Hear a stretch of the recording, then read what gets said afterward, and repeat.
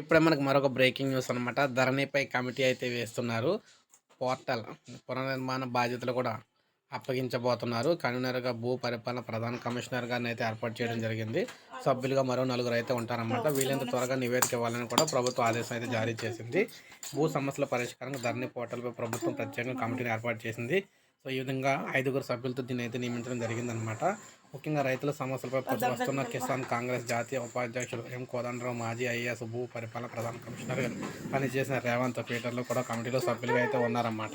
మొత్తం మీద చూసుకున్నట్లయితే భూములకు సంబంధించిన సమస్యలు, పలు రకాల భూ సమస్యలు అయితే ఉన్నాయి. ఇవన్నీ పరిష్కరించేందుకు ఒక కమిటీని అయితే వేసి దీని ద్వారా ఈ ధరణిపై కీలక మార్పులు అయితే చేయబోతున్నారన్నమాట ధరణిలోని. సో, ఈ విధంగా రాష్ట్ర ప్రభుత్వం రైతాంగానికి ఒక తీపి కబురు అందించాలనే ఉద్దేశంతో ఈ నిర్ణయం దిశగా అయితే అడుగులు వేస్తుంది.